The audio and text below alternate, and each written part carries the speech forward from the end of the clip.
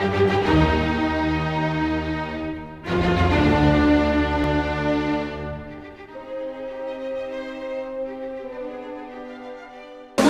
dejamos entonces con Gabriela. Hola, ¿cómo están? Buenas tardes. Espero que bien, es un gusto estar acá otra vez con ustedes. Y en esta charla de hoy quería contarles sobre el género Cattleya, un género conocido por ustedes. Es un género muy atractivo y muy popular porque tiene flores muy preciosas, muy lindas, grandes, perfumadas, y de las cuales se han hecho muchos híbridos. Se divide en dos categorías como para su estudio, como para su cultivo. Especialmente yo les quiero hablar de bifoliadas y contarles cómo las cultivo yo en mi vivero. Las catrellas entonces dijimos que se dividen en dos categorías: unifoliadas, una hoja o dos gruesas grandes y un pseudobulbo bien gordo. Y a diferencia de las bifoliadas, que tienen dos hojas o tres y bulbos muy finitos y largos. Las catrellas unifoliadas, un pseudobulbo bien gordo. La planta en algún momento determinado le sirve para tener agua extra. En algún momento del clima donde ella viva, quizás no llueva, entonces le viene bien tener bulbos gordos como para defenderse del clima que sea inhóspito. En general las labiatas, que son el grupo de las unifoliadas, se les llama labiatas porque son flores grandes, cuya representante principal es la Cattleya labiata por excelencia. Son flores en general grandes. Esta es una floración temprana, por eso es chiquita, con un tubo muy visto, muy bonito y muy perfumadas. Y eso hace que ellas, en un lugar, por ejemplo, las labiatas crecen en Bahía, en el norte de Brasil. Bahía es un lugar muy caluroso y algunas crecen arriba de los árboles, pero no crecen en el medio, como a lo mejor alguna de las bifoliadas, crecen por allá arriba. Eso quiere decir que tienen mucha insolación y quizás no llueva tanto en el momento, en el invierno. Entonces toda esa reserva de agua le viene bárbaro. Haciendo una comparación con las que a nosotros nos importa, que son las bifoliadas, vamos a ver qué diferencia y qué importante es el tema del bulbo en este caso. Las bifoliadas son catrellas, como el nombre lo dice, que tienen 2 y 3 hojas. Las hojas pueden ser gruesas o pueden ser más o menos gruesas, depende de las especies, igual que los pseudobulbos. Los pseudobulbos ven que en general son largos, finitos, muy finitos. Esto es una Cattleya gutata que florece ahora, esto es una Cattleya metistoglosa que florece en invierno. Son largos y finitos. En este caso son más pequeñas. Ahí vemos una diferenciación ya entre el mismo grupo, vemos una diferenciación de tamaño. Estas son petizas, con bulbos cortos. Estas son muy altas, pueden llegar hasta 1,50 m en el caso de una bicolor. Las gutatas, las leopoldi son altas. Las ametistoglosas también están dentro de ese grupo. Y después tenemos un grupo de intermedias, como puede ser una Cattleya violácea, que no es ni tan chiquita ni tan alta. Una intermedia, que ustedes conocen, una lodillesi, que también seguramente, una harrisoniana, que son de bulbos medianos, una scholfiana, una granulosa. Esas son medianas, están hasta los 50 centímetros, 60 centímetros de altura. Entonces, si uno piensa que esa planta es así de alta, bueno, entonces hay que tener cuidado, porque seguramente si a esa planta le falta humedad, porque no la puede absorber si no tiene buenas raíces, porque el ambiente es muy hostil, muy seco, hay que estar atento en ese sentido. Entonces, una primera idea sería que las Cattleyas bifoliadas les gusta mucho la humedad, que los bulbos son muy finos y se deshidratan muy fácilmente. Entonces, cuando uno ve la planta deshidratada, no es que le falta agua y regamos, no. Observemos si tiene buenas raíces, si emite raíces nuevas, si el crecimiento sale con fuerza. Y las hojas, siempre recuerden que las hojas, tanto de unas como de otras, tienen que ser suaves cuando uno las mira, cuando uno las toca. No tienen que tener rugosidades, no tienen que estar como acartonadas, porque eso es un indicio de que están deshidratadas. Y si están deshidratadas, a lo mejor no es porque les falta agua. No hay que regar y regar y regar. Hay que observar el ambiente, si tiene la humedad necesaria para que la planta absorba, y hay que ver si las raíces están bien. Entonces, un segundo punto que hay que tener muchísima atención en las bifoliadas y en general en todas las orquídeas es cuidar las raíces. Las raíces es sinónimo de salud de la planta. Si las raíces no están bien, la planta no va a estar bien, porque no tiene forma de defenderse de que el agua ascienda hacia la parte de arriba y nutra, no tiene forma. Entonces, cuidar las raíces. Cuando hacen los trasplantes, siempre tengan mucho cuidado. Tómense el tiempo, háganlo con cuidado. Si hay que sacar sustrato, porque el sustrato está viejo, bueno, entonces uno lo saca de la maceta, con cuidado le saca el sustrato, la lava, porque el agua a veces ayuda a que el sustrato corra y no hay que estar metiendo dedo y tocando, porque todo eso hace que las raíces, que tienen velamen, que es lo que absorbe la humedad, se quiebren fácilmente. No hay que poner ni palitos, ni dedos, ni nada. Hay que sacarlo con mucho cuidado y hacerlo con atención en el cambio de maceta. Entonces esa es una mínima, tómenlo así, una mínima recomendación de que siempre cuiden mucho las raíces. No importa la parte de arriba, importan las raíces, que estén bien. Y en el momento de que tengan que hacer un trasplante, siempre es mejor que las raíces estén brotando, estén saliendo y que no estén muy crecidas. Si no, hay que esperar otra tanda, porque siempre cuando las raíces uno las saca se quiebran. O sea, entonces hay que tener precaución en eso, con mucho cuidado. También hay que entender que las plantas pueden, como en este caso, crecer el bulbo, darle el pimpollo, florecer y después enraizar. Porque las cattleyas, tanto las unifoliadas como las bifoliadas, tienen distintos patrones de enraizamiento.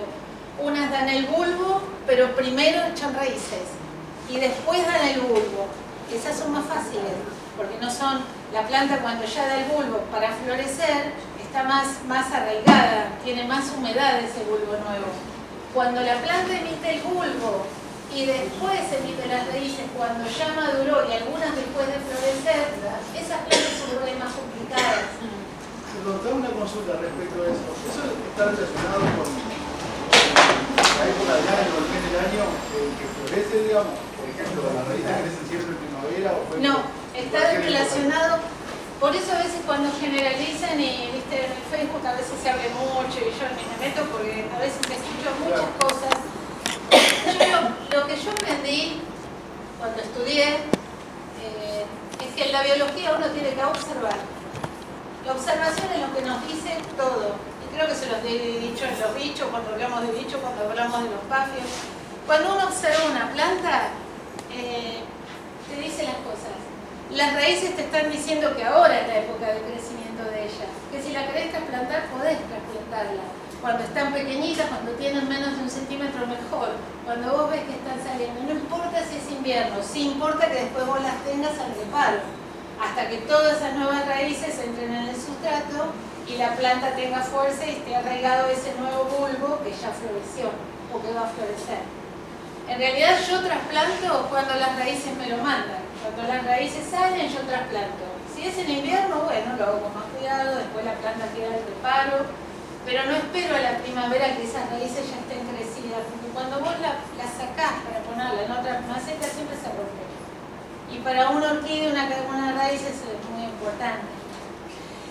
Bueno, entonces, volvemos a las bifoliadas.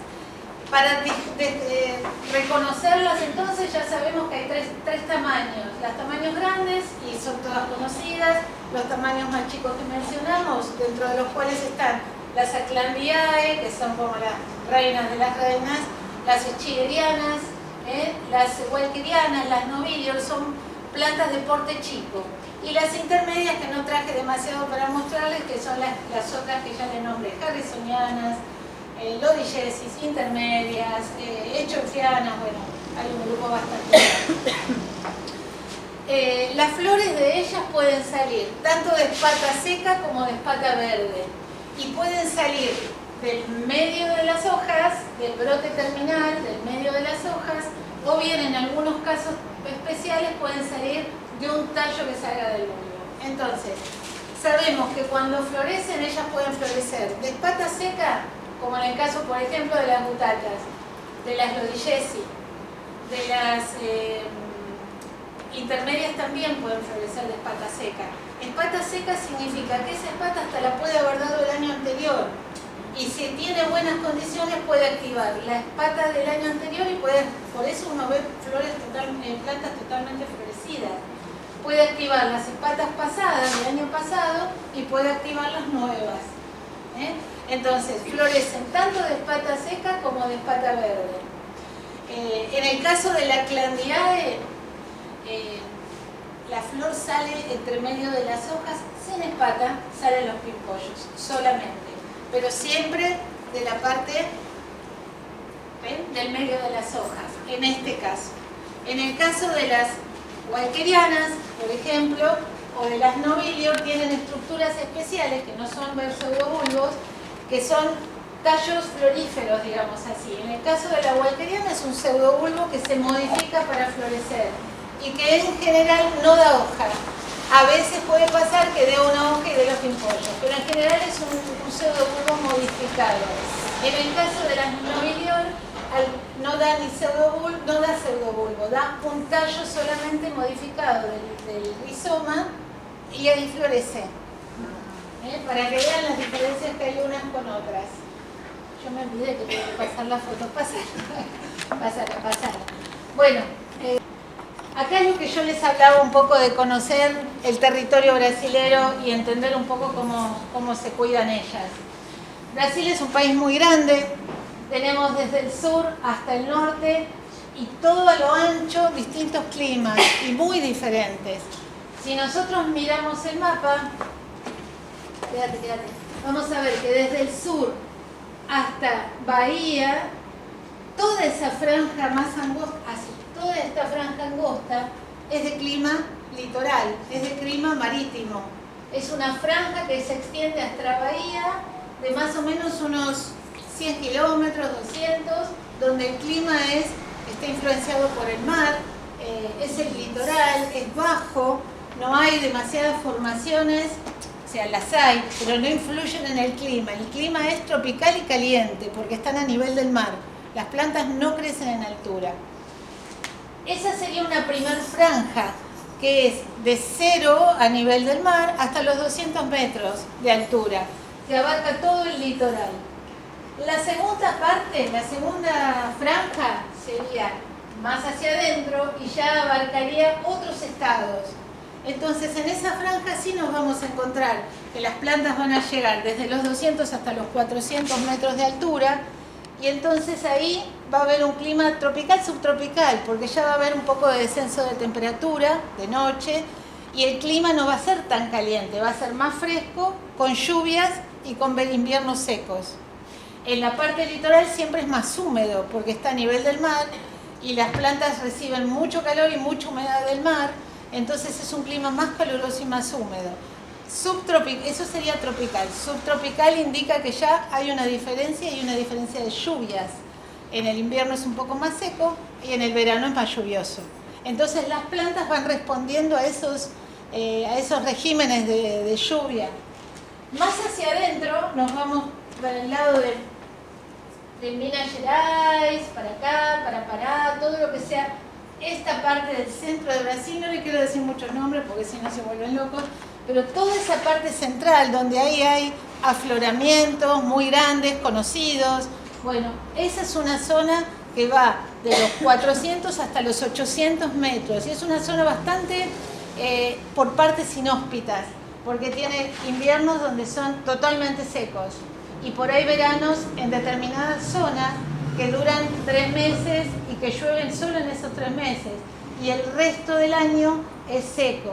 Y aunque nos parezca mentira, ahí crecen por ahí arriba las cardellas elongatas, que pueden crecer sobre la piedra y uno dice, pero es una orquídea.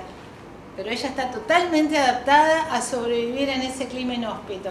Veranos que son secos totalmente, sobre piedras, y en general cuando crecen en piedras, muchas crecen sobre piedras de arena. ¿Por qué? porque la arena acumula más agua, en la piedra tiene más poros, entonces cuando el tiempo está lluvioso, ese poco tiempo que dura, la planta hace mucho trabajo para sacar humedad de esas rocas que son areníticas. Y en general, cuando las plantas están expuestas hacia un clima extremo, cambian su forma.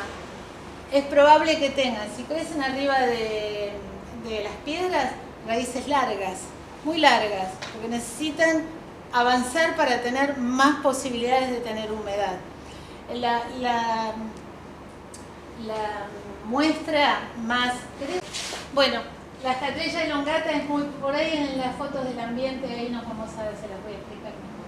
Bueno, entonces estábamos en la parte central, que es esa parte entre inhóspita en el invierno y cariñosa en el verano, pero donde las plantas tienen que inventar formas para tomar la humedad del ambiente y sobrevivir a eso. Y después tenemos la parte amazónica. Esa parte es lluviosa, calurosa, ya estamos subiendo para el Ecuador, hace mucho calor y las plantas en esa zona tienen en general bastante humedad ambiente, muchas lluvias y calor permanente. En esos lugares, por ejemplo, crece la Cattleya violácea, allá arriba. Por eso a veces cuando uno compra una planta dice, ¿será fácil de cultivar? Bueno, hay que pensar dónde ella está en la naturaleza y ella está por allá arriba y nosotros tenemos inviernos fríos.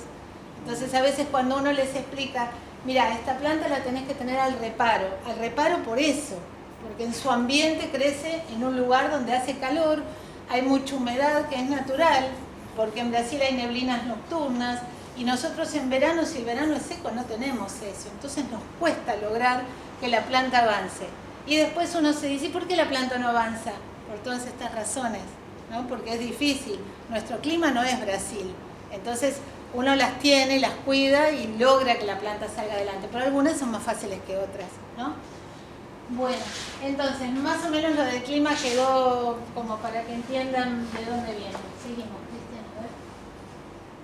En cuanto a cómo viven ellas, bueno, la mayoría son epífitas, si querés seguimos. La mayoría son epífitas, viven sobre los árboles, en general todas asociadas a un cauce de agua. Un río más ancho, un río más delgado, una laguna que haya, pero siempre están asociadas a un cauce de agua. ¿Por qué? Porque tanto en los bosques húmedos o en la selva, cuando hay agua, corre el viento y ese viento lleva humedad y le lleva humedad a ellas, que es lo que precisan. Entonces, siempre en general en estos lugares, la gran mayoría, cuando viven en bosques o en selvas tropicales, viven asociadas a un cauce de agua. Eso es una Cattleya intermedia, allá arriba, hermosa. Allá arriba vive feliz. Acá tienen otra, asociada también siempre a musgos, a helechos, a bromelias. Siempre uno encuentra una orquídea, encuentra un ripsalis allá arriba, cactus epífitos. Pero ven cómo ahí cambia el panorama. Del árbol para allá cambió el panorama. Quizás porque el hombre cortó y está plantando, pero de ahí para acá pareciera como que el ambiente es más tropical, más boscoso, ¿no? Cómo cambia las plantas raíces porque arriba hay una corona de hojas seguramente del árbol. Entonces está totalmente protegida. Seguimos con la otra.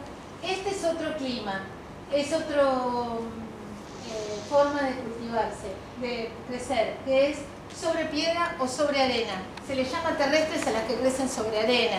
En realidad son falsamente terrestres.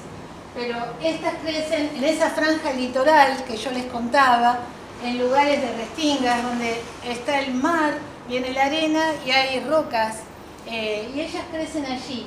Eso es una Cattleya elongata, bien alta. Crecen en dos lugares, las elongatas crecen en el interior y hay una zona costera donde se dan. Y crecen bien altas y arraigadas en un conjunto de arena con otras plantas, asociadas a otras plantas que le dan humedad. Y de paso le tapan las raíces y le protegen de la insolación a la parte de las raíces. Y si uno se fija, sin ser exactamente una Cattleya elongata, esto es una botata que el ambiente es parecido, las hojas no son derechas, Las hojas son como cucharas. Entonces, ¿son como cucharas para qué? Tiene un fin. Porque todo en la naturaleza tiene un porqué de ser. Ellas tienen esas hojas porque cuando llueve o cuando captan humedad, el agua corre y corre por los pseudobulbos. Que algunos pseudobulbos de ellas, en general, pueden tener surcos o ser lisos. Depende del clima en el que se encuentren.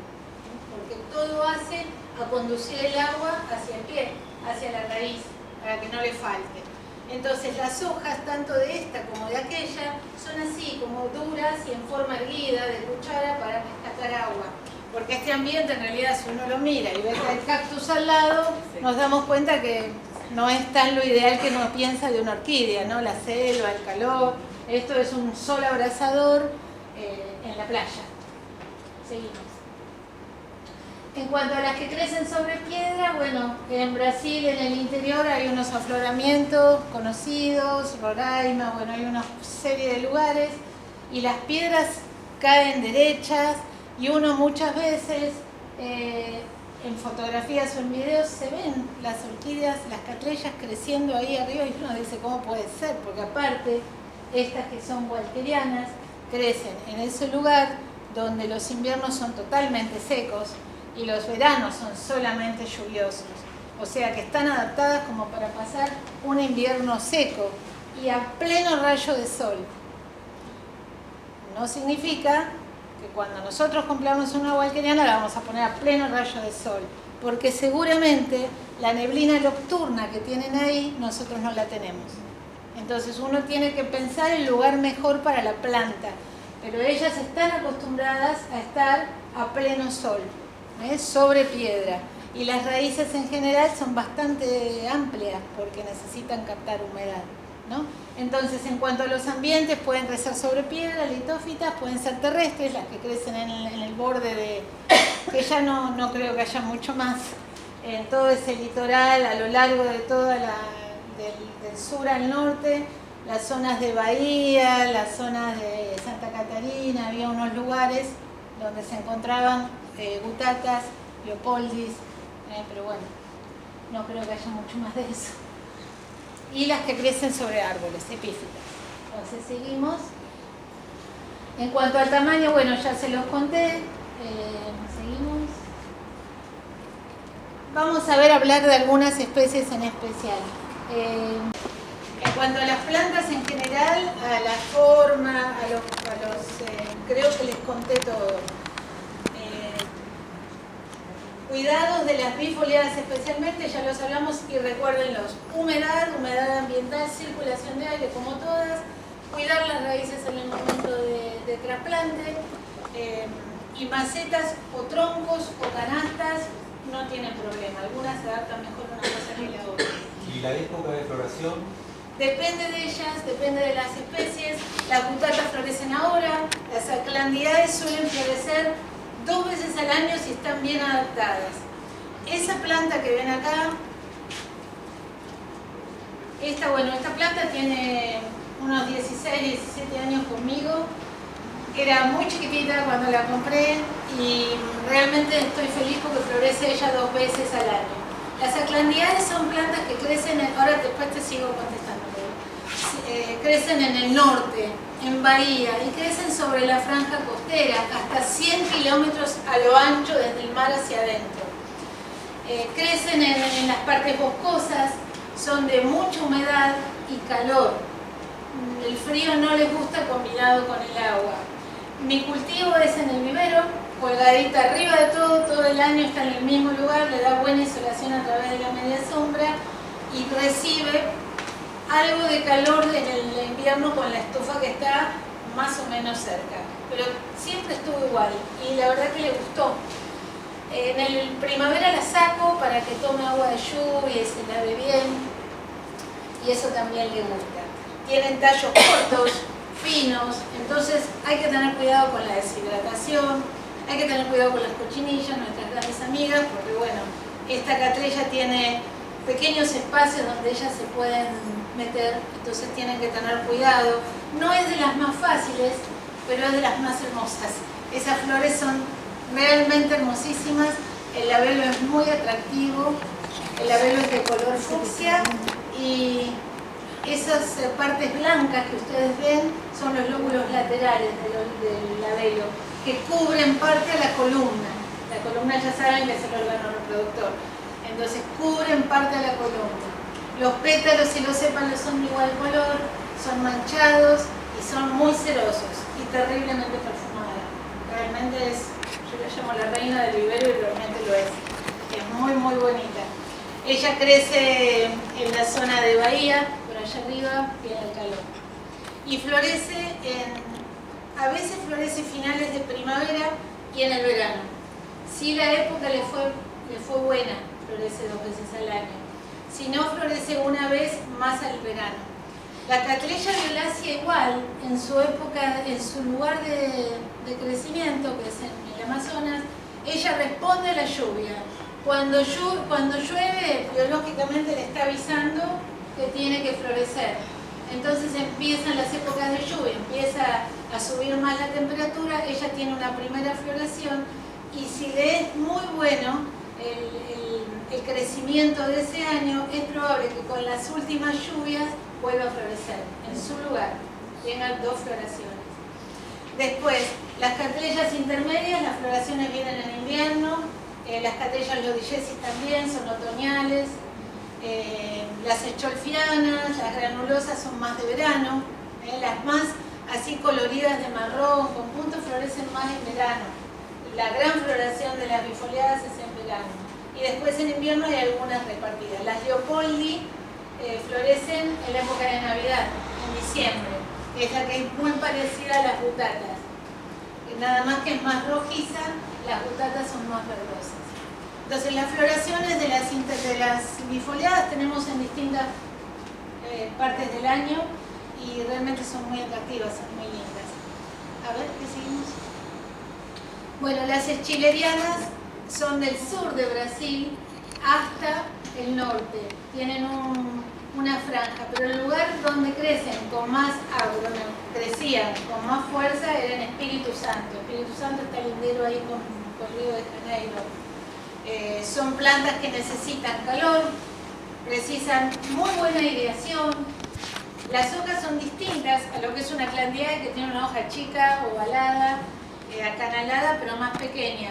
En el caso de las eschilerianas, las hojas son alargadas y en general son violáceas, tienen colores violetas, porque las características es que sus pseudobulbos también pueden tener colores violáceos. No es que tenga un virus, nada por el estilo, es el color de la planta. Las hojas son violáceas, pueden tener puntos. Igual que la clandiae en la época de floración, las hojas que salen cuando llega a florecer salen con puntos violetas. Pero no indica que la planta le esté pasando algo. Entonces, puede tener de 2 a 3 hojas, las hojas son bastante duras, violáceas, y lo que les gusta es, en este caso, como aparece más en el sur, una fresca de noche. Le gusta tener aire fresco de noche, no le gusta el calor permanente. Entonces, yo la cultivo afuera, ella está en invierno reparada con un nylon arriba, pero está abierta totalmente. Entonces tiene esa baja de temperatura nocturna que le hace bien para florecer y le gusta, y tiene mucha ventilación porque precisa mucho aire. No le gusta estar en un ambiente encerrado y que no se sienta aire. Entonces, afuera en nuestro clima, por lo menos yo la cultivé siempre sin problema. Tengo otras y a media sombra. Ellas crecen en la selva, no allá arriba, crecen a este nivel, en los troncos, pero a media altura, no crecen arriba del todo. Entonces eso nos indica que si le damos exceso de luz, es probable que las hojas se quemen. Es muy bonita la flor porque es grande y sumamente perfumada, y el labelo tiene esas estrías de color que realmente es muy muy bonita. En este caso los lóbulos laterales sí tapan la columna, que esas son pequeñas diferencias que nos sirven para reconocerlas también. Esto ustedes se dan cuenta. Este es el labelo y estos son los lóbulos, este es el lóbulo frontal y estos son los lóbulos laterales. En ella tapan totalmente la columna, y es muy muy perfumada, sumamente perfumada, muy bonita. Entonces seguimos con, bueno, las novillas y las walkerianas. Es de esa, es la chileriana. Las novillas y las walkerianas son dos especies que estuvieron mucho tiempo en que son bifoliadas, en que son unifoliadas, que van para un lado, que van para el otro. Bueno, las definieron como bifoliadas, pueden presentar una o dos hojas.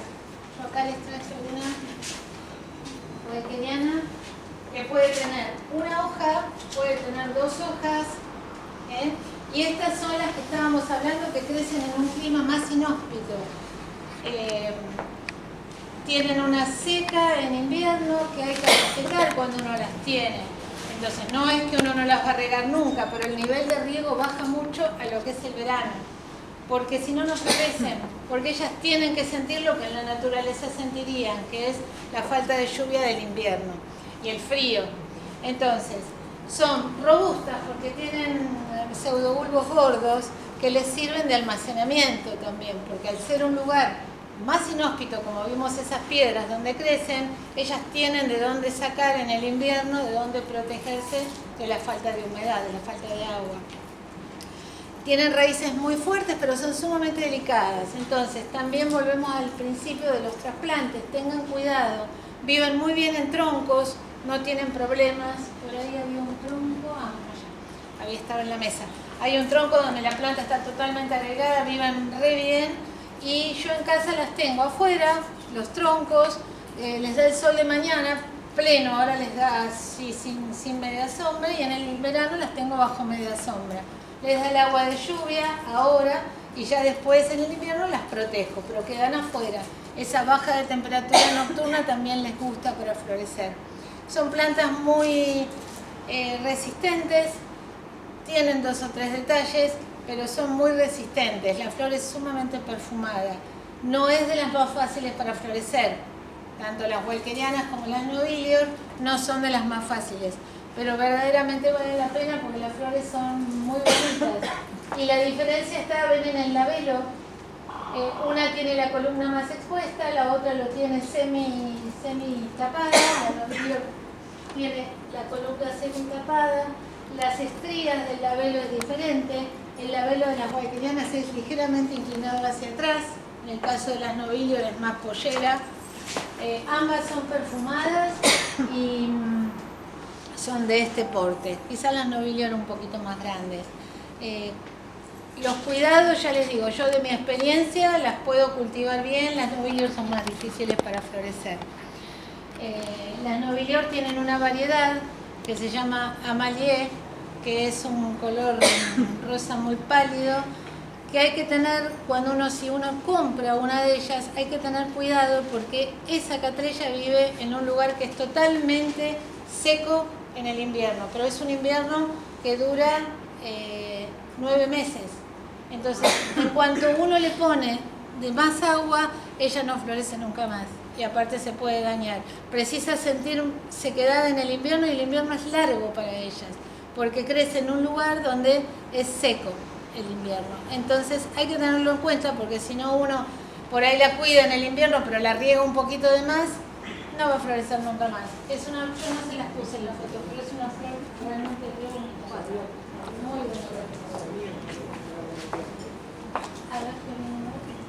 Bueno, las catrellas violáceas son las reinas del Amazonas, se extienden hasta Venezuela.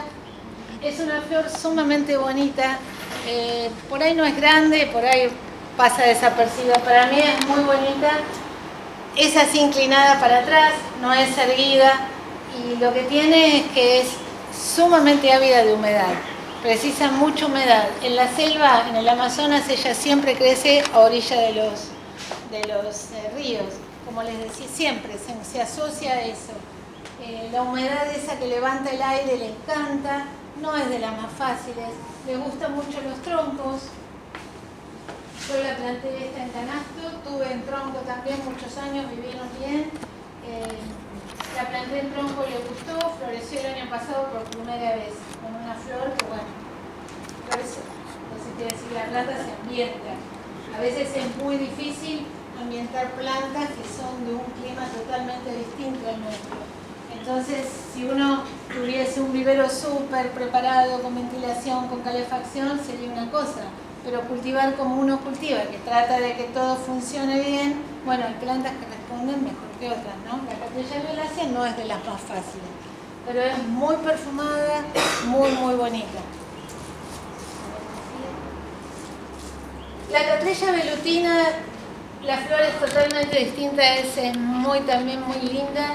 Es el labelo que tiene, con esas estrías, tiene una cierta, como si fuera un terciopelo. Es muy, muy distintivo de ella. Lo que tiene es que no es de las más fáciles porque sus pseudobulbos son muy, muy finitos, muy, muy angostos. Y cuando los pseudobulbos son muy, muy angostos, hay que tener cuidado con la deshidratación. Y no es fácil conseguir a veces que la planta siga. Yo creo que les traje no, estaba en la mesa. Una planta más jovencita para que vean. El tallo es muy finito. Y de lo que he leído, hay muchos cultivadores en Brasil que la cultivan en musgo. ¿Por qué? Porque aparte de ser sus bulbos muy finitos, las raíces son muy delicadas cuando nacen, especialmente de ella. Si se encuentra con un sustrato que no le gusta, que por ahí está pasado, que está ácido, las puntas se cierran y no crecen. Y en este caso, donde tiene bulbos tan finitos, cuando se le cierran las raíces y no absorbe agua, la planta enseguida se deshidrata. Se viene... Este es un plantín de Cattleya velutina que tiene 5 o 6 años. Le faltan 2 o 3 para florecer. Pero ven que ya los tallos son re finitos. Yo la planté en madera con un poquito una cebra de musgo. Le gustó porque está enraizada la maceta. Eran así, las re chiquititas. Así que hay que tener cuidado en ese sentido. Y este cultivador brasilero, que tiene una larga nota sobre ellas, explicaba el tema de las puntas y tocan los sustratos que no les gusta. Y era muy interesante. Y él mostraba cómo en el musgo, que es húmedo, y ella ser tan delicada, como el musgo mezclado con perlitas o con perlas de elgopor le había dado resultado en maceta de barro, porque el barro saca la humedad para afuera y por ahí le ayuda a que la planta no se pase de agua, ¿no? Entonces, las velutinas tengan consideración en eso, que son plantas que crecen con tal que tienen tallos muy finos, largos, porque son de corte alto, crecen más de 50 centímetros, entonces son difíciles de adaptar a los sustratos. Una vez que arranca está bien, pero cuando tengan que trasladarla de maceta, siempre tengan cuidado con las raíces, porque en ese sentido es más delicada que las otras. Y es mejor trasplantarla, no esperar que la raíz ya tenga 1 centímetro, sino que recién esté asomando en el nuevo brote y ahí recién trasplantarla. Ahí, cuando la raíz no salió del todo, cosa de que la punta no se dañe, porque es lo más delicado y en los trasplantes siempre algunas se deteriora.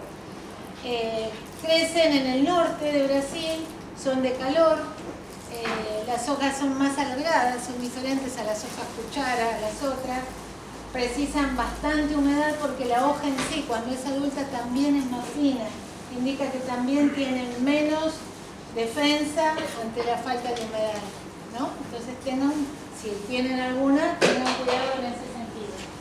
Bulbos finitos y largos, bueno, hay que tener cuidado. Bueno, nos quedamos acá con las velutinas, que en realidad no es una planta que se vea mucho en nuestros cultivos. Ojalá se viera más, ¿la tenés? Bueno, pero es muy bonita, pero bueno, no llega demasiadas plantas acá para disfrutar. A ver qué viene. Y bueno, la Cattleya forbarsi es conocida por todos, recontra noble porque florece siempre, se adapta a todo, pobrecita, la verdad que es fabulosa. Y es una de las plantas que mucho se ha usado para formar híbridos. Da flores muy bonitas, tiene ese labelo con esas estrías tan marcadas que es sumamente, lo transmite. Uno se da cuenta cuando ve un híbrido de Forbarsi porque lo transmite. Ahora cuesta encontrar Forbarsi, no hay mucho en el mercado. Puede ser. Yo tenía, mira, no traje, porque me lo olvidé, en realidad tenía un plantelcito para... Forbarsi no consigo. Claro, hay de color así, verde, después están las rosia, que son de color más rosado, Y después hay unos híbridos entre Forbesi y Forbesi que son muy muy bonitos. A mí es una planta que en realidad me encanta porque es noble. Yo la cultivo en una maceta de barro y aunque les parezca mentira está en musgo, años hace que la tengo, años hace que florece, pobrecita la tengo que replantar y me da cosa porque está tan agarrada que bueno, no les da muchos problemas aunque tenga los tallos finos y demás, siempre ustedes piensen en eso, catrellas bifoliadas más humedad, que no nos referimos solo a riego, sino circulación de aire, circulación de humedad y controlar eso, que no falte humedad. No hablamos de los veranos que son muy calientes y secos nuestros, por lo menos allá en Escobar, el verano pasado y el anterior fueron tremendos, 3 o 4 días. Esos son los momentos que hay que prestar atención, ¿no? Cuando está muy seco el ambiente, cuando tenemos 30 y pico de grados y está estático, que no hay aire. Entonces ahí, acuérdense, mojar los suelos que tengan, si son de baldosa, bueno, 1 o 2 veces en la medida que ustedes pueden, las paredes, algún ventilador que dé aire si es que están en un patio. Si están al aire libre siempre es menos hostil, pero los lugares que son cerrados o las terrazas, siempre hay que prestar atención a esas cosas, ¿no? Que no falte la humedad ambiente, porque ellas lo demuestran y lo demuestran en la retracción de los bulbos, en las hojas, hay que tener cuidado con eso. Bueno, las Lodigesi, ustedes ven qué diferentes que son unas de otras, porque en realidad es todo un género con coloraciones totalmente distintas. Las Lodigesi para mí son las flores más bonitas que hay, es muy como suave, muy hetera, tienen un leve perfume medio limonado, son de porte mediano, más o menos tendrán unos 30 centímetros, 40 pueden llegar, son muy fuertes. Yo las cultivo al aire libre bajo media sombra y bajo nylon, pero abiertas. Y les gusta y florecen, tengo en canasto, tengo en maceta, tengo 4 plantas mías porque me parecen hermosas. Y dan esas flores tan perfectas, tan redondeadas en los híbridos y lo transmiten. Transmiten esa flor linda a la vista y linda para el puntaje, para los que les gusta competir. Porque da flores y la flor es de buena calidad, tiene una forma perfecta. De hecho se usa mucho para estudiar la puntuación de las flores y eso porque da los triángulos exactos. Es exactamente redondeada, muy bonita. Sépalos y pétalos semejantes en color. Y lo que no les había dicho en general es que en las bifoliadas los pétalos siempre son un poco más grandes que los sépalos. Los sépalos siempre son más finos que los pétalos que son más redondeados. En este caso el labelo tapa la columna con sus lóbulos laterales y bueno, la verdad que muy linda, es muy noble. Esto es la harrisoniana, que es otra conocida por todos. En realidad en mucho tiempo, muchos años atrás, se consideró como una subvariedad de las Lodigesi. Hubo una pelea ahí entre los taxonomistas que hacemos, que no hacemos. Después se descubrieron unos detalles que hicieron que las pusieran cada una como una especie diferente. Es muy similar, tiene los pétalos quizás un poquito más alargados, no tan redondeada la flor. La harrisoniana florece, las Lodigesi florecen en invierno, las harrisonianas, si no me equivoco, en primavera, por allí. ¿Cómo? Octubre, noviembre. Sí, por eso, primavera. Y también sumamente noble, fácil para los que empiezan y no tienen ninguna catrella, bueno, harrisonianas, Lodigesi, intermedias, son todas fáciles de cultivar, no nos dan muchos problemas, son bastante nobles. Estas son las intermedias, que bueno, es también como el ejemplar más visto dentro de las bifoliadas. Las intermedias viven desde el sur hacia el norte, pero más que nada en Santa Catarina, en la parte de abajo de Río de Janeiro, en la parte litoral. Son fanáticos los brasileros de ellas en el sur y hay exposiciones solo de catrellas intermedias en cuanto a clasificación de colores, de formas de flor. Son y las competencias, les puedo decir que uno dice, la ve así y dice, es una flor más, pero ver una competencia y verlas todas unas al lado de otra, con la diferenciación en calidad que hay de flores, es maravilloso. Es sumamente noble. También, les vuelvo a decir, para los que quieran tener y nunca tuvieron o están iniciándose en las En las orquídeas, bueno, una intermedia es una buena opción, porque son fáciles de cultivar. Yo las cultivo afuera también, pueden vivir bien en palos, se adaptan bien a tronco, pueden vivir en maceta de cualquier tipo, las cultivo en madera con carbón y perla y la verdad son sumamente nobles. Entonces, para los que quieren iniciarse, quizás es una muy linda opción. También muy usada en híbridos, sumamente usada, híbridos muy hermosos a partir de ellas. Me estoy apurando porque me dijeron que había que acortarlo. Bueno, las catrellas dormanianas tampoco se ven mucho. De las catrellas intermedias de tamaño, muy delicadas los tallos, muy delgaditos. No se usa mucho para hibridación porque no es muy bonita, si lo quieren decir, ha sido muy linda. Es diferente, uno la ve y es diferente, no es grande la flor. Y es curiosa porque nosotros sabemos, en cuanto a la biología de las catrellas, tienen 4 polinias y las dahlias tienen 8. Bueno, ellas tienen 6. Hay 2 polinias de más que no se saben ellas, no se sabe bien, no se ha estudiado bien qué función cumplen. Pero tienen 2 polinias extras que no se sabe biológicamente para qué deben ser.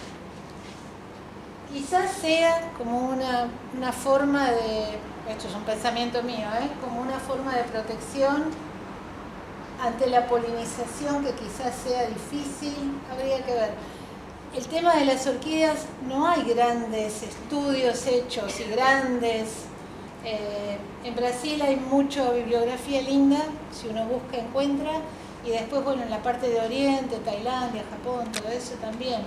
Estados Unidos, como siempre, tiene de todo, también podemos encontrar, pero no es algo que se haya estudiado desde siempre, se empezó a estudiar después. Entonces hay muchas cosas en ellas que no se saben. Y como son tan maravillosas y tienen biológicamente tantos atractivos que uno se pone a pensar en cuanto a la polinización, esto les hablo en general, ¿no? En cuanto a la polinización, las adaptaciones para vivir en medios que son totalmente inhóspitos y que uno dice, ¿cómo hace una orquídea? Que uno la asocia con lo que hablábamos antes, un lugar tropical, una forma de metabolismo distinto. Muchas de ellas tienen un metabolismo similar a lo que son los cactus. Se llama metabolismo ácido crasuláceo. Por ejemplo, las walkerianas, las nobilior tienen esa forma de defenderse de un medio ambiente hostil. Entonces, ¿qué hacen? Cierran los estomas de día para no transpirar y los abren de noche para captar toda esa erosión nocturna. Entonces, claro, son plantas camp. Hay otras, pero bueno, esas son las más para que nos queden en la cabeza. Entonces son tan maravillosas que tienen tantas formas de adaptarse al medio ambiente que biológicamente realmente da mucho para hablar. ¿Ves cómo van apareciendo cosas que me había olvidado de decir? Bueno, catrilla de mañana pasamos. Bueno, la metistoglosa, maravillosa. Esa flor, esa que está acá, esta que está aquí es una metistoglosa. Esto es quemadura del sol, porque siempre la tengo pegada muy arriba y alguna vez puede ser que la radiación se haya corrido.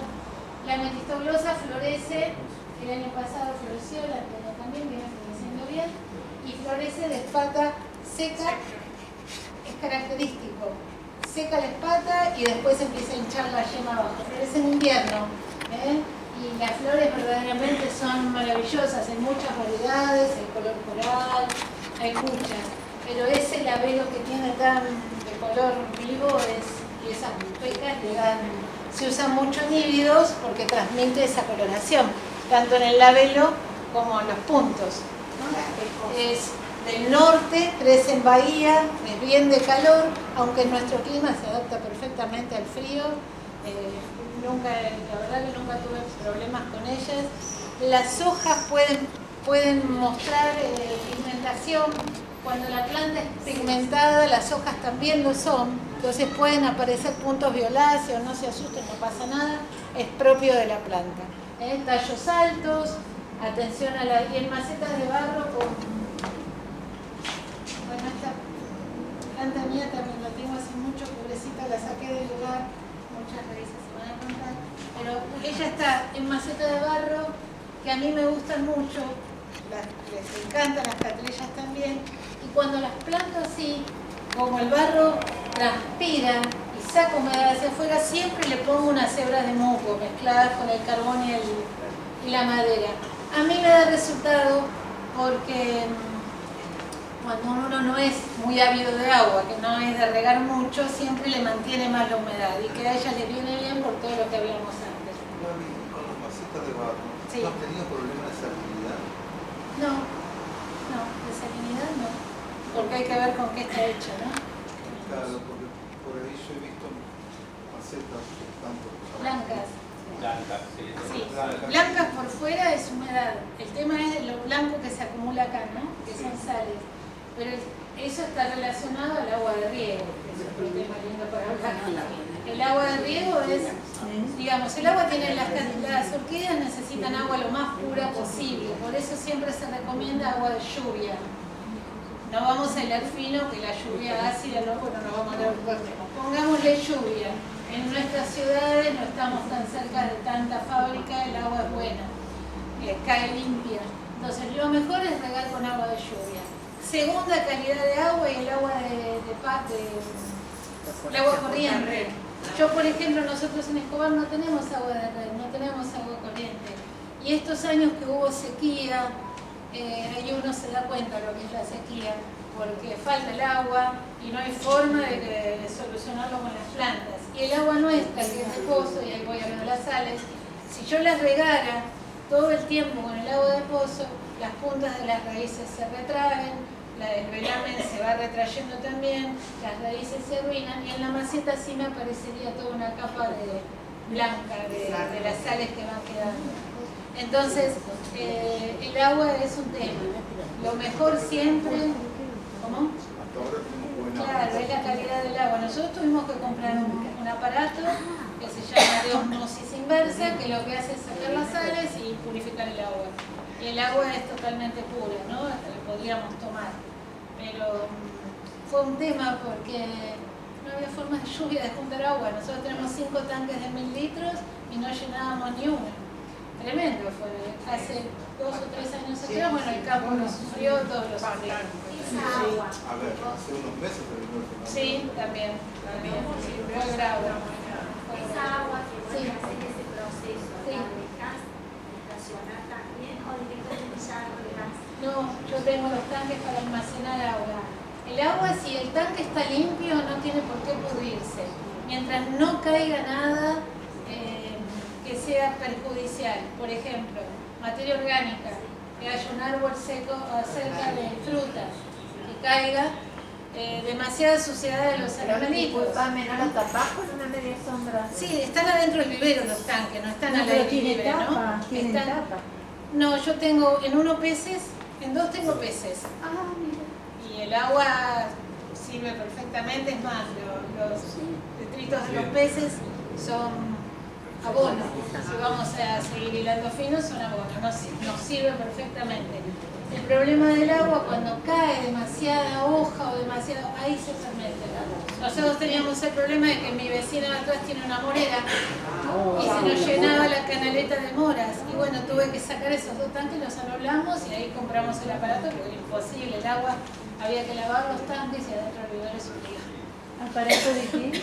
¿Cómo? ¿Aparato de qué? Osmosis Se inversa. llama osmosis inversa, este es un aparatito industrial para poder fabricar agua, para poder regar. Porque aparte ya es como que la sequía me da la impresión que viene para quedarse, ¿no? Entonces, Es lo que dice. es lo que el que uno mira un poquito el tema del Dice que clima. ahora en agosto vuelve. Sí, Vuelve y vuelo el árbol. Y viste que en Europa está complicado. Así que bueno, la metistoglosa, hermosa, divina, bicolor, es otra de las lungas, de las altas, puede llegar hasta 1,80 m, también hermosísima y curiosa la flor, porque no tiene lóbulos laterales. Ven que se ve la columna totalmente expuesta. En ese caso, solamente se le llama lengua de gato, a ese labelo tan especial, y lo transmite totalmente. La Egyptian que algunos por ahí conocen, es exactamente igual ese labelo, o labelo de violín, también le llaman, de guitarra, lo transmite perfectamente. Es muy perfumada, también es del norte, la bicolor es más de Río de Janeiro, de esa zona. muy bonita. Bueno, la tigrina leopoldi es muy parecida en el formato a las gutatas, también que una que la otra. Las gutatas verdes con gutas marrones. En este caso son amarronadas la flor con puntos, ¿no? Son distintas las formas. Ambas son perfumadas, una es del más del sur y la otra es más del norte. Las leopoldi son más del sur de Brasil. Pueden llegar hasta Bahía, pero son más del sur. Aquellas, las gutatas, son más del norte, más de Bahía. Y bueno, también las mismas formatos de hojas. Algunas crecen en esas restingas en la playa, así que las hojas están adaptadas para captar agua. Realmente son muy bonitas. Algunas, cuando crecen sobre la piedra, estando así, por ejemplo, en zona costera, hay diferenciación en la morfología.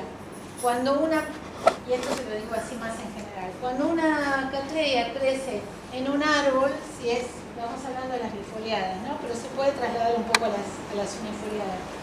Crece en un árbol, en general el clima que va a tener alrededor va a ser de más humedad, de más corriente de aire, de caída nocturna, entonces de caída de temperatura mínima o no, y de humedad. Entonces los bulbos en general van a ser alargados, van a ser no tan surcados, porque la planta no precisa recolectar tanta agua, porque la tiene en el medio.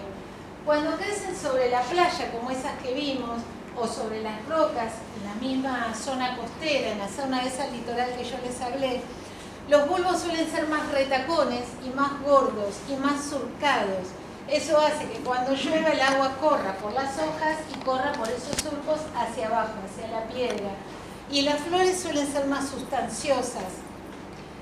La planta tiene toda la morfología adaptada para el lugar donde vive, ¿no? Sea la selva, sea el bosque, sea la piedra, sea el medio del desierto. Ellas se adaptan bien y se ve en la morfología, en la forma de la flor, de la planta. Acá está la gutata, que es aquella que va a florecer ahora, que ven que es más verdosa con las manchitas de color borralino. Esta es una cerulia, es con el labelo medio azulado. Sí, son muy bonitas y sumamente perfumadas. También estas, tanto la gutata como la leopoldi, más la gutata, se usa en hibridización porque ¿qué transmite? Las pequitas que están buscando, ¿no? Y otra cosa importante es que transmiten esto, transmiten ese racimo de flores que dan.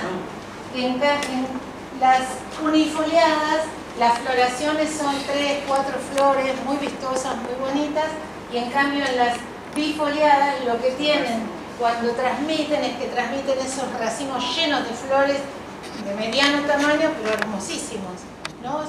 Dan más floraciones, más abundante en cantidad, más reducidas en tamaño, pero igualmente hermosas.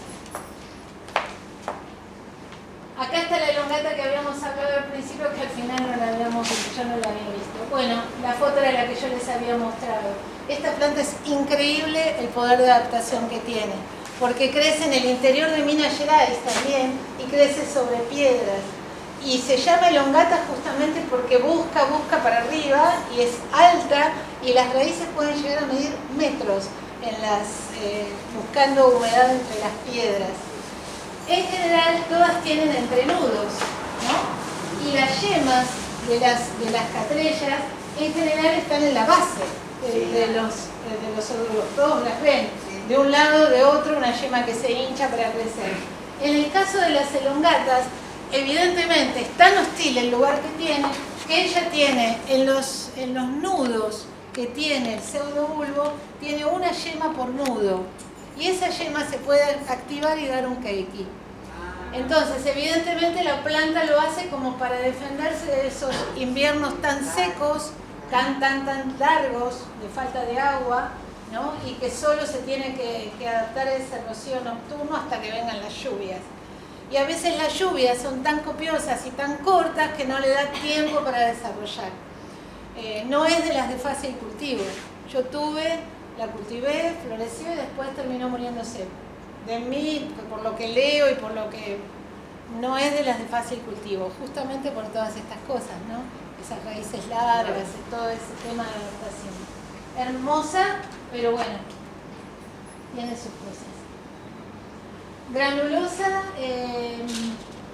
tiene un perfume riquísimo como canela y la flor es así verdosa con esas pintas. El labelo es muy largo, ese lóbulo, esos lóbulos medios terminan arriba tapando medio la columna y se alarga en el labelo, que tiene como gránulos muy casi impredecibles, por eso se llama granulosa y tiene como un perfume canela muy lindo. Es de porte medio, linda, muy bonita. Una cosa es verla así, una cosa es ver la flor, que es muy llamativa. Estoy apurando. La escholfiana, bueno, es otra de las estrellas de las bifoliadas. Hay en el sur, en el medio, en la zona de Espíritu Santo, y hay en Bahía, arriba. Son de dos lugares distintos. Los de Espíritu Santo dicen que las flores más bonitas están ahí, que son ellos le llaman estos pétalos laterales, dice que son como orejas caídas y son las flores más sustanciosas, ¿no? Y más bonitas. Las del norte de Bahía son más chicas, más redondeadas, bonitas también, pero bueno, hay que respetar a los lugareños. Muy linda, muy bonita, también muy llamativo. Esos verdes con esas puntas, esos verdes amarronados. Y aparte todas son perfumadas, ¿no? Todas las bifoliadas tienen perfume. Así que y la Kerry es una de las pequeñas también dentro de las orquídeas. Esta es mi Kerry, esta floreció. A la otra charla, la de no recogerla, la llevé con la flor. La flor es así, no es sumamente vistosa por ahí, pero la verdad que dura muchísimo, duró como un mes y medio en la planta. Y tiene ese labelo medio rizado, es bonito, y tiene unas estrías. Linda, diferente, no tan vista también en cultivo, no tan entre nosotros. Y después nos quedaría, aunque sea hablar dos palabras, de lo que se reclasificó a variante, que son las aurantiacas, las esquineri y las boringianas, que son, a ver si tengo fotos, sí, así se les explico así. Esta es una aurantiaca y la diferencia que tomaron para reclasificarlas es el labelo, que en este caso el labelo no tiene los laterales que tapan la columna, que cubren en parte o totalmente la columna. Es un tubo, es como un tubo.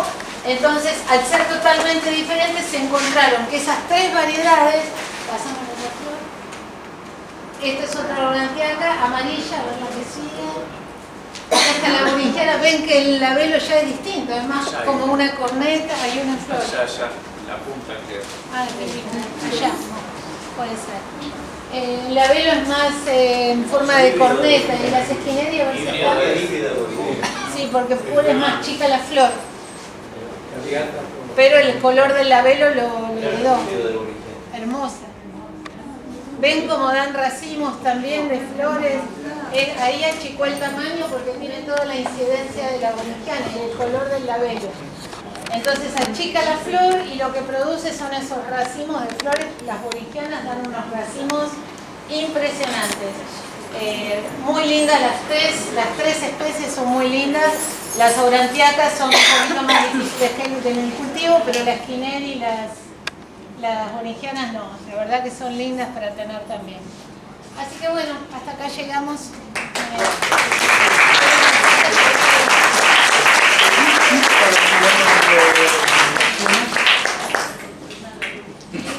Lo de pinchar con agujas, yo no hago nada de eso. Si la planta está bien cultivada, la planta florece.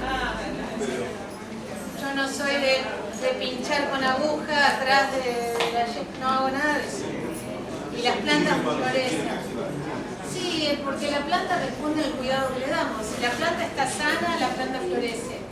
Si la planta le falta algo, lo demuestra en oficina. Gabriela, discúlpame, sí. ¿Qué fertilizante usar? ¿Cómo? ¿Qué fertilizante usar? Este 18 uso liberación lenta en determinadas situaciones y estoy usando el fertilizante de Ivana, que es orgánico y bueno, lo estoy usando. Así que también en realidad a ellas el alimento les gusta. Lo que siempre les explico cuando me compran una planta, es que el alimento que le demos sea de buena calidad, que no sea cualquier cosa. En general los triples 18 que se venden son todos europeos o americanos. Nosotros usamos Japafos, que es el polvo rosado. Ese es de la comunidad sueca, es un fertilizante viejísimo y da buen resultado. Después los liberación lenta, planta cote, basa cote, todos esos son buenos fertilizantes. Siempre está la duda de que si tenemos una explosión de calor puede liberar todo junto. Puede pasar. No tuve esas experiencias, pero puede pasar. Entonces por ahí con el triple 18 más el orgánico, como el fertilizante de humus de Ivana, puede funcionar. ¿Vos mezclás los dos? Sí, porque el fertilizante orgánico no hay ningún... Igual yo no soy de fertilizar mucho. No por nada, sino por una cuestión de manejo, que me es complicado. Pero se pueden fertilizar sin problema. Inclusive se puede combinar liberación lenta con triple 18 con el orgánico.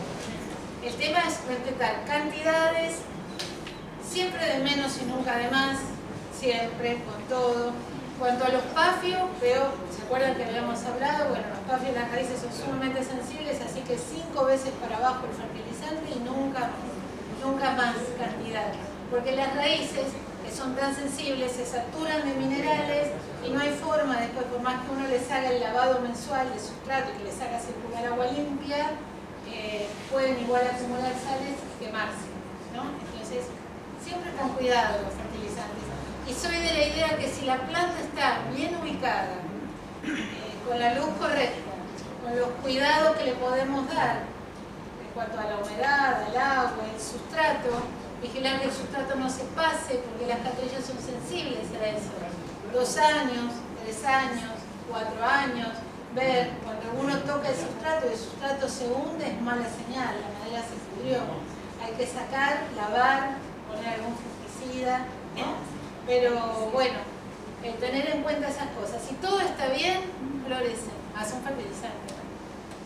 Y es, por lo menos yo lo pienso.